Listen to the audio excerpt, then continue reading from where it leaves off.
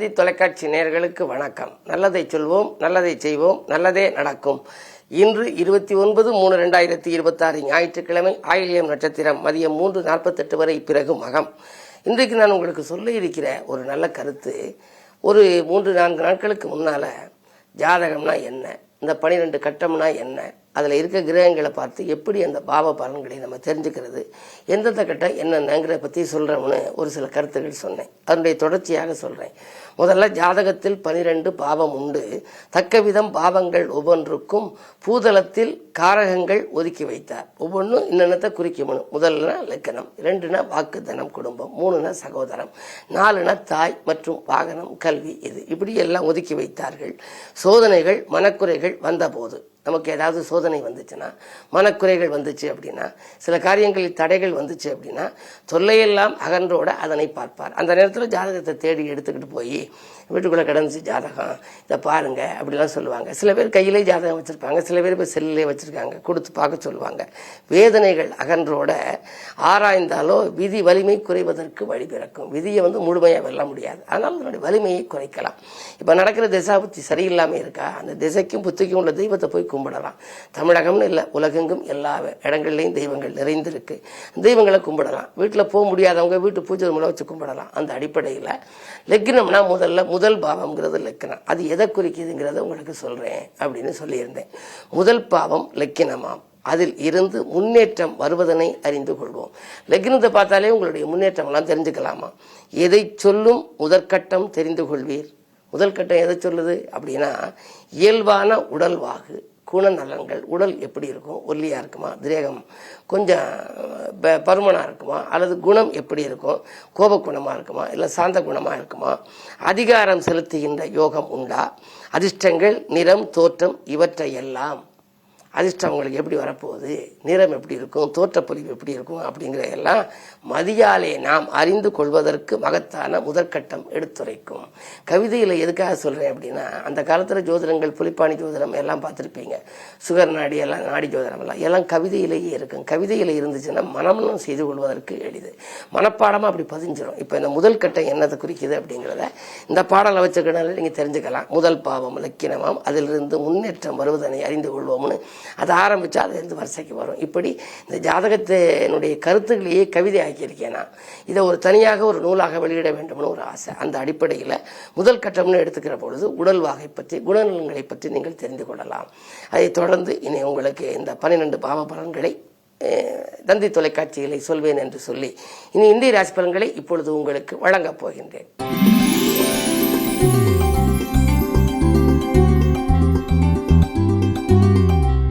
மேசராசி நேயர்களே, உங்களுக்கெல்லாம் இன்றைக்கு தனவரவு தாராளமாக வருகின்ற நாள். ஏனென்றால் 2ஆம் இடம் எனப்படும் தனஸ்தானத்திற்கு அதிபதி சுக்கிரன் உங்கள் ராசியில் இருக்கின்றார். பணப்புழக்கம் நன்றாக இருக்கும். வாய்ப்புகள் வாயில் கதவை தட்டும். வருங்கால நலன்கிறது நீங்கள் எடுத்த முயற்சிகளிலும் உங்களுக்கு வெற்றி உண்டு. தொலைபேசி வழியில் வருகின்ற தகவல் தொழில் முன்னேற்றத்திற்கு உறுதுணை புரிவதாக இருக்கும். இன்று நல்ல நாள்.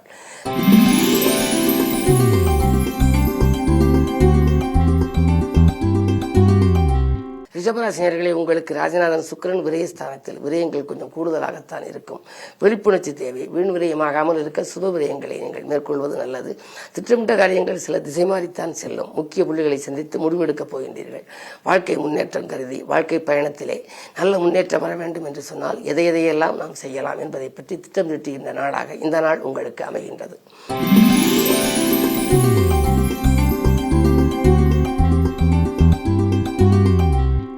மிதுனராசினியர்களே, உங்களுக்கு ராசியிலேயே 10க்கு அதிபதி குரு, 7ஆம் இடத்திற்கும் அதிபதியானவர் குரு.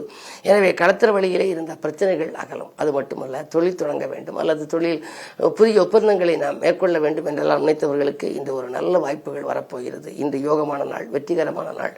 குரு வலிமை இழந்திருந்த குரு இப்பொழுது வலிமை அடைந்திருக்கின்றார். அவரது பார்வை 5, 7, 9 என்பார்கள். அந்த அடிப்படையில் பார்க்கின்ற பொழுது குரு உங்கள் ராசிக்கு 10க்கு அதிபதி என்பதனாலே இன்றைக்கு உங்களுக்கு தொழில் ரீதியாக நீங்கள் எடுத்த முயற்சியில் உங்களுக்கு வெற்றி கிடைக்கும். தொழில் தந்த எதிரிகள் விலகுவார்கள். அதிகாரிகள் கூட அனுகூலமாக நடந்து கொள்வார்கள். இந்த நாள் நல்ல நாள்.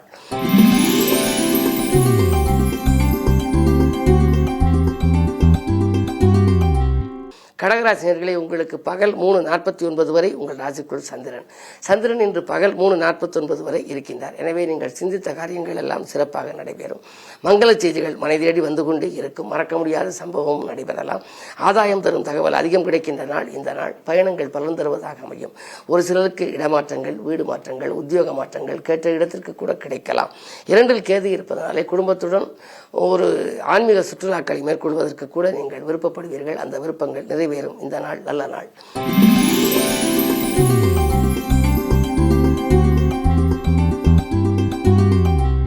சிம்மராசினியர்களே, உங்களுக்கு பகல் 3:49க்கு மேல் உங்கள் ராசிக்குள் சந்திரன். விரையாதிபதி சந்திரன் என்பதனாலே மாலை நேரம் கொஞ்சம் விரயம் வரலாம். காலை நேரத்தில் உங்களுக்கு வரவு உண்டு, மாலை நேரத்தில் செலவு உண்டு. எதிரிகளின் பலம் கொஞ்சம் மேலோங்கி இருக்கும். இந்த நாளில் கொஞ்சம் கவனமாகத்தான் இருக்க வேண்டும். குடும்ப சுமையும் கொஞ்சம் கூடுதலாக இருக்கும். கொஞ்சம் விட்டு கொடுத்து செல்வது நல்லது. மறக்க முடியாத சம்பவம் ஒன்று இன்று மாலை நேரத்தில் நடக்கும். அதே நேரத்தில் உங்களுக்கு லாபஸ்தானத்தில் குரு இருப்பதால் பழைய பாக்கில் கூட இன்று வசூலாகலாம்.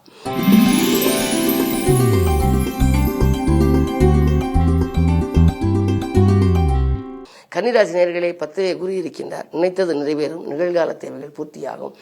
உற்சாகத்தோடு செயல்படுவீர்கள். பண நெருக்கடிகள் தீர்கின்ற விதத்திலே உங்களுக்கு நண்பர்கள் உறுதுணையாக இருப்பார்கள். 12இல் கேது இருப்பதனாலே புகழ்பெற்ற ஆலயங்களுக்கு சென்று வழிபட்டு வர வேண்டும் என்ற ஆசை இன்று நிறைவேறும். அஷ்டமத்திலே மறைந்திருக்கின்றார் சுக்கிரன்.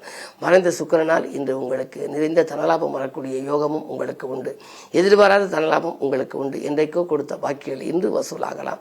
ஆனால் கண்டகச்சனியின் ஆதிக்கம் இருப்பதனாலே உடனுக்குடன் விரயங்களாகும் சூழலும் உண்டு. எனவே இன்றைக்கு உங்களுக்கு பணம் அந்த மறுநிமிடமே செலவாகிறது என்று கவலைப்பட வேண்டாம். நல்ல விரயமாக மாற்றிக்கொள்வது நல்லது.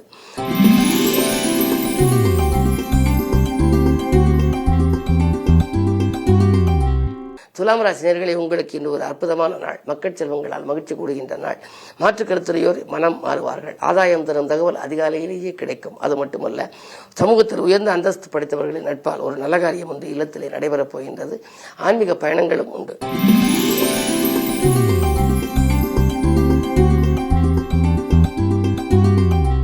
விருச்சிக ராசி நேயர்களே, உங்களுக்கெல்லாம் இன்றைக்கு வீட்டு தேவைகள் பூர்த்தியாகும் நாள். கூட்டு முயற்சியிலிருந்து விலகி தனித்து இயங்கலாமா என்று கூட நீங்கள் சிந்திப்பீர்கள். தொலைபேசி வழி தகவல் மகிழ்ச்சி தரும். இடமாற்றம் பற்றிய இனிய தகவலும் உங்களுக்கு கிடைக்கலாம். சொத்துக்கள் வாங்க வேண்டும், வீடு வாங்க வேண்டும், இடம் வாங்க வேண்டும், கட்டிய வீட்டை பழுது பார்க்க வேண்டும் என்றெல்லாம் நீங்கள் கண்ட கனவு இப்பொழுது நிறைவேறப் போகின்றது. இன்று ஒரு நல்ல தகவல் இல்லம் தேடி வரும்.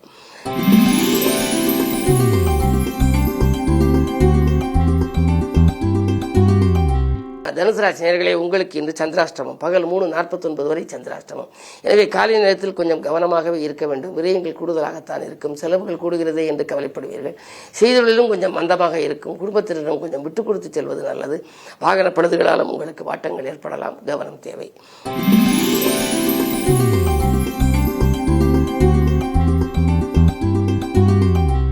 மகர ராசி நேயர்களே, உங்களுக்கு பகல் 3:49க்கு மேல் சந்திராஷ்டமம். புது முயற்சிகள் செய்வதாக இருந்தால் நீங்கள் காலை நேரத்திலேயே செய்து விடுவது நல்லது. மதியத்திற்கு மேல் உங்களுக்கு மனக்கலக்கம் ஏற்படும். தன்னம்பிக்கை குறையும், தைரியமும் குறையும். வாங்கல் கொடுக்கல்களில் கொஞ்சம் சிக்கல்களும் சிரமங்களும் வரலாம். யாருக்கேனும் பண பொறுப்பு சொன்னால் அதனால் சிக்கல்கள் வரலாம். அதே மாதிரி உத்தியோகத்தில் உள்ளவர்களுக்கு மேலதிகாரிகளால் சில தொல்லைகள் உண்டு.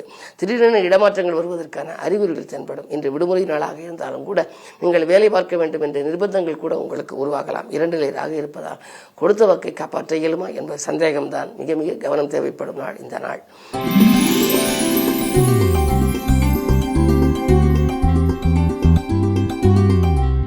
கும்பராசி நேயர்களே, உங்களுக்கெல்லாம் இன்றைக்கு வளர்ச்சி கூடுகின்ற நாள். வரும் விருந்தின நாள் உங்களுக்கு மகிழ்ச்சி கிடைக்கப் போகின்றது. உடன்பிறப்புகளும் உடனிருப்பவர்களும் உறுதுணையாக இருப்பார்கள். திட்டமிட்ட காரியம் திட்டமிட்டபடியே நடைபெறும். இடம் பூமி வாங்குவதில் இருந்த பிரச்சனைகள் அகலும். உற்சாகத்தோடு செயல்படுவீர்கள். பண நெருக்கடி அகன்று, வருமான பற்றாக்குறை அகன்று, நீங்கள் கேட்ட இடத்தில் உதவிகளும் கிடைக்கும். இந்த நாள் நல்ல நாள்.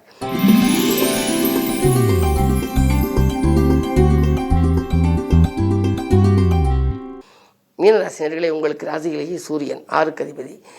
எதிர்ப்பு வியாதி கடன் எனப்படும் இடத்தை குறிக்கக்கூடிய இடம் 6ஆம் இடம். அதற்கு அதிபதி சூரியன் ராசியில் இருப்பதனாலே இன்று உங்களுக்கு மறைமுக எதிர்ப்புகள் உண்டு. கடன் சுமையும் உங்களுக்கு கொஞ்சம் கூடலாம். ஒரு கடனை அடைக்க மற்றொரு கடன் வாங்கும் சூழல் கூட உண்டு. அதே நேரத்தில் சனியும் சேர்ந்திருக்கிறார். சூரிய சனி சேர்க்கை அவ்வளவு நல்லதல்ல. ஆரோக்கியத்தில் தொல்லைகள் வரலாம். கையெழுத்தான ஒப்பந்தங்கள் கூட கை நழுவி செல்லலாம். புது முயற்சிகள் ஈடுபடுகின்ற பொழுது நல்ல அனுபவஸ்தர்களை கலந்து ஆலோசித்து செய்வது நல்லது. இன்று கவனத்தோடு செயல்பட வேண்டிய நாள் என்பதை நினைவில் கொள்ளுங்கள். ஆரோக்கியத்திலும் அக்கறை காட்டுங்கள். மேலும் விவரங்கள் அறிய தினத்தந்தி படியுங்கள்.